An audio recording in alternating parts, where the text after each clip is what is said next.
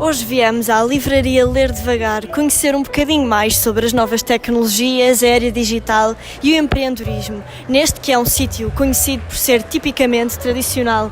Como podemos perceber, eu estou rodeada de livros e que nada têm de tecnológico.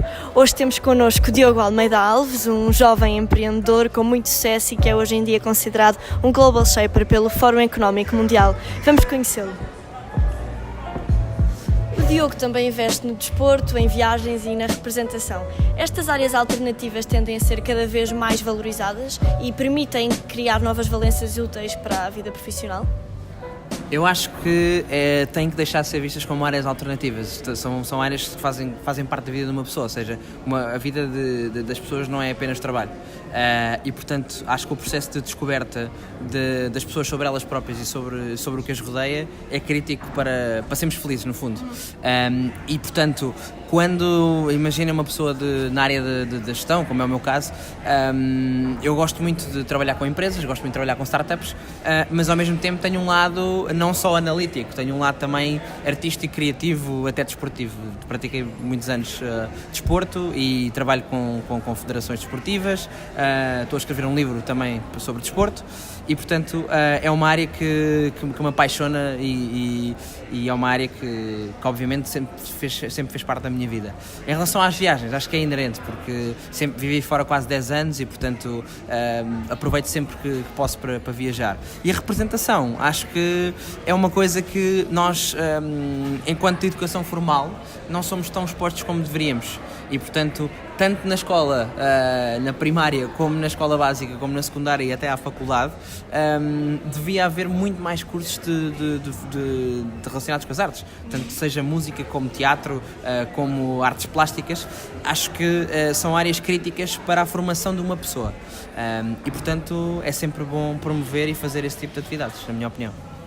Como foi a experiência de escrever o primeiro livro? O tema tem a ver com a tecnologia e sustentabilidade. Acredita que o futuro passa por pôr este binómio em prática? Completamente. Eu acho que a grande questão está em combinar estes dois temas. Porque muitas vezes quando se fala em tecnologia fala-se de novas tecnologias disruptivas como blockchain ou inteligência artificial ou novos drones, etc. E realmente a tecnologia é algo que vai evoluir e que é decisivo já hoje em dia nas nossas vidas. A questão é que a tecnologia é uma ferramenta, não é um fim em si mesmo.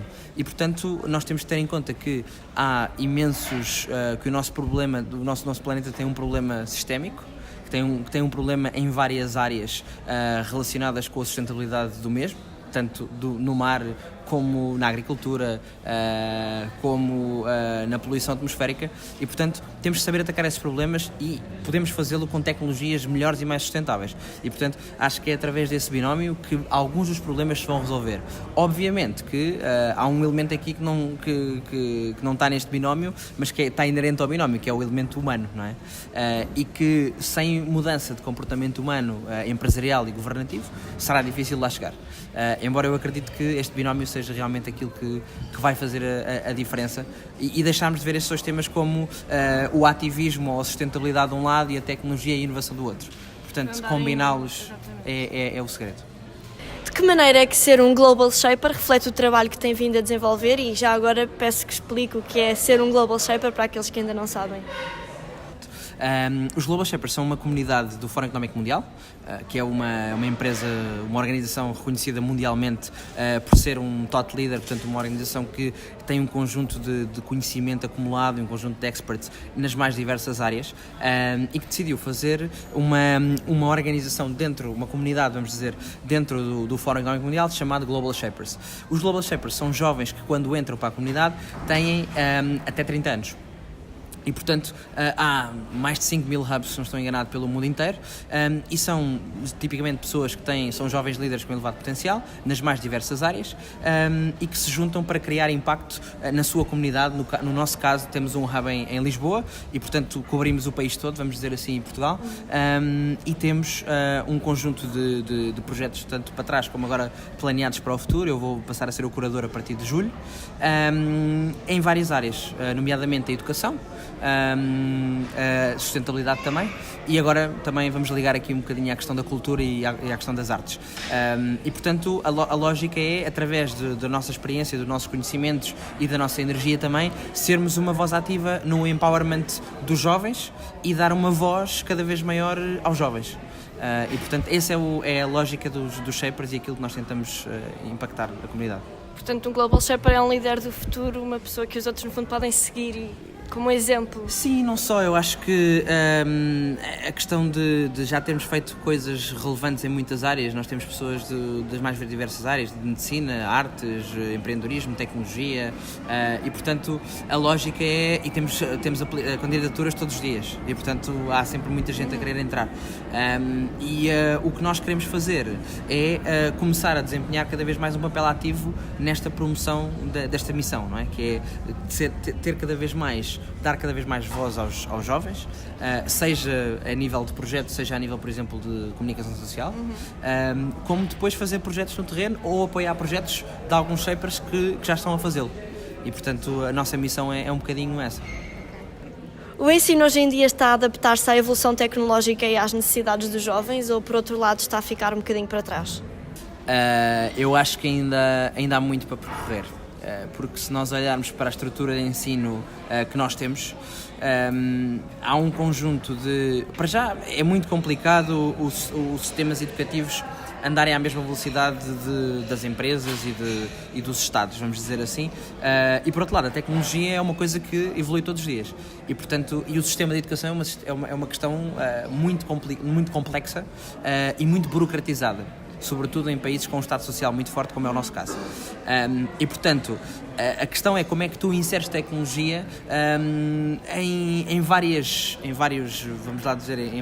camadas etárias, e a seguir como é que tu consegues fazer isso de uma forma sistemática, não é? Porque pode haver aplicação de tecnologia de realidade aumentada quando tu estás nas escolas básicas para as crianças aprenderem a ver o mundo de outra esfera. Sim. Ou o espaço através de uma app de realidade aumentada, só que a seguir, se fores para a escola básica ou para a escola secundária e não tiveres nada relacionado com tecnologia, parece que perdeste aí ao longo do caminho.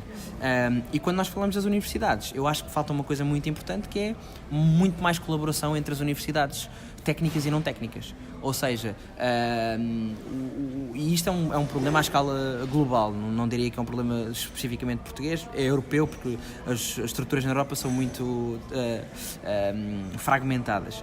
E eu acho que um dos segredos para a sociedade evoluir e para também os jovens evoluírem com esta constante dinâmica tecnológica seria as universidades, por exemplo, mais de gestão, juntarem-se com universidades mais técnicas e fazerem programas em conjunto.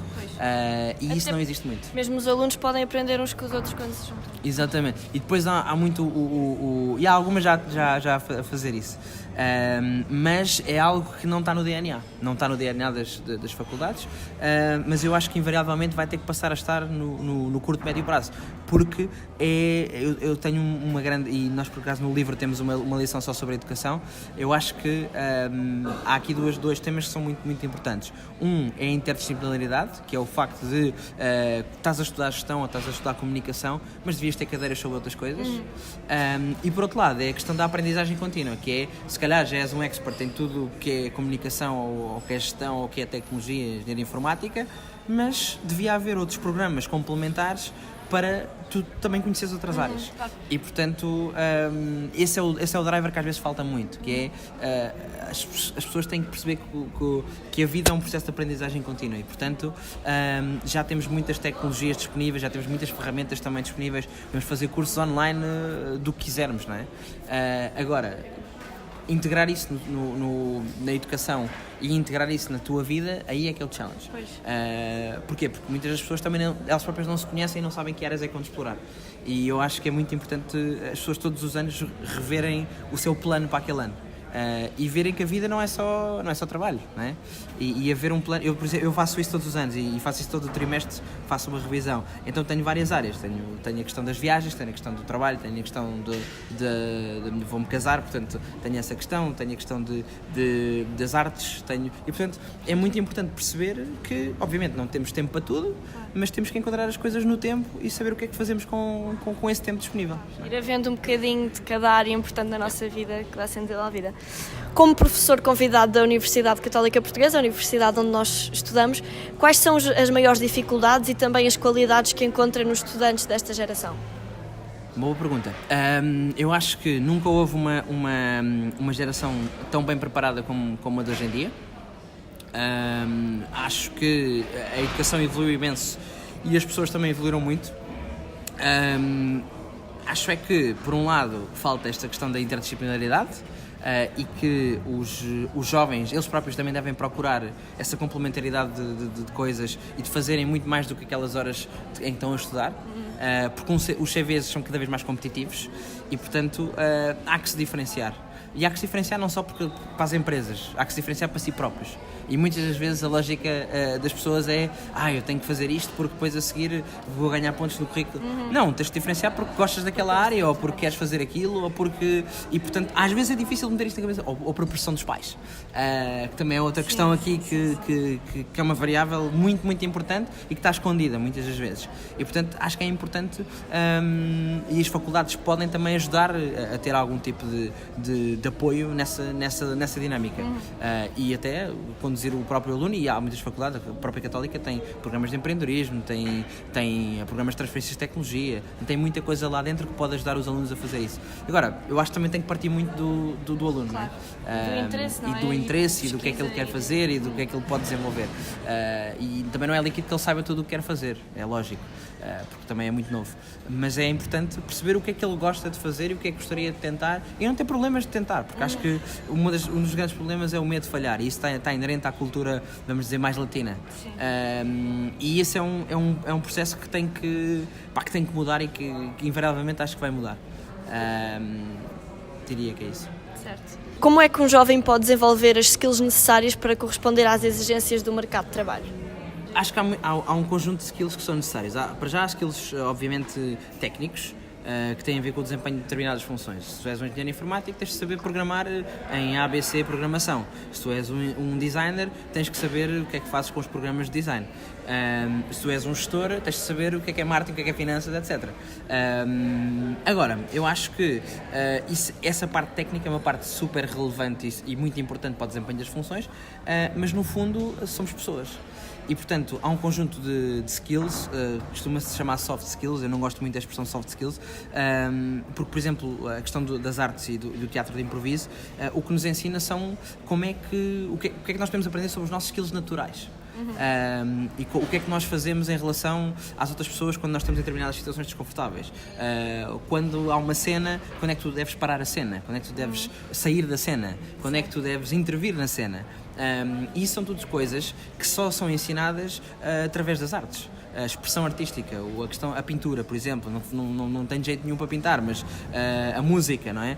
Toda a gente gosta de música, toda a gente gosta de ver filmes, mas nunca se questionarem se eles próprios não deviam realizar um filme, ou não deviam praticar algum tipo de instrumento musical, não é? E isso é interessante. Eu dou uns toques na bateria e também canto, o meu irmão também está a estudar produção musical, e acho que isso parte muito também da dinâmica também familiar e da dinâmica, não é só de ti, também depende do que é que te rodeia, não é? E isso conta muito, e nessa liberdade, não é? Nessa liberdade. E eu acho que as novas gerações vão, espero sinceramente, que sejam muito mais abertas em ajudar os seus filhos e os seus netos a serem o que quiserem. E acho que esse é um ponto que se calhar as gerações mais velhas não o fizeram tanto porque viveram outras experiências. E não tinham tecnologia como nós temos hoje em dia, e não tinham a informação que nós temos hoje em dia. E portanto acho que isso é uma questão de tempo para as coisas mudarem. É imperativo que as empresas se adaptem à realidade da tecnologia e a este desenvolvimento digital e, consequentemente, que os trabalhadores do futuro também tenham esse tipo de conhecimento, ou será que uma empresa, um negócio mais tradicional, ainda consegue sobreviver? Eu acho que é imperativo. Acho que não há volta a dar e não tem que haver volta a dar. Eu acho que as empresas têm que perceber que ou evoluem ou morrem. E portanto os esforços têm que ser nesse sentido. Obviamente que vão sempre existir negócios tradicionais e obviamente que aqui há uma grande diferença entre mercados, não é? Se nós falarmos, por exemplo, de mercados africanos, eu vim de Itália ontem, estive a falar na maior conferência do mundo sobre inovação no agroalimentar, chamava-se Global Food Innovation Summit, e obviamente nós ali estamos a falar sobretudo como é que escalamos a produção agrícola do trigo, do milho, do cereal, etc. Mas para um ponto em que nós metemos lá a tecnologia e tornamos aquilo mais eficiente. Agora, obviamente não vai deixar de existir aquele produtor de milho, é óbvio, porque temos que continuar a comer. Agora, muitos dos mercados ditos tradicionais vão ser ultrapassados pela tecnologia. Aliás, já estão a ser muito ultrapassados. Basta olharmos para setores como a banca, não é? Basta olharmos para setores como o retalho. Uma Amazon destrói completamente qualquer tipo de típico player nessas áreas do retalho. E portanto uma Uber destrói os táxis. E portanto é muito importante perceber porque é que se está a mudar e porque é que e também entender que o lado da mudança não é só do lado das empresas, é do lado dos consumidores. Os consumidores pedem um Uber, não é? E compram na Amazon. E portanto os consumidores também querem cada vez mais conveniência, cada vez mais conforto e portanto é um imperativo porque o público em geral, nós, queremos isso. Também queremos. E portanto as empresas têm que saber responder também parece que a própria empresa está um bocadinho atrasada. Uma empresa que não tenha um site onde eu não consiga comprar online, se calhar. E ainda assim, mesmo em Portugal ainda há um número, não tenho agora o número na cabeça, mas há um número gigante de empresas que não estão online. As PMEs não estão online. E se não estão online não existem. E esse é um problema grande.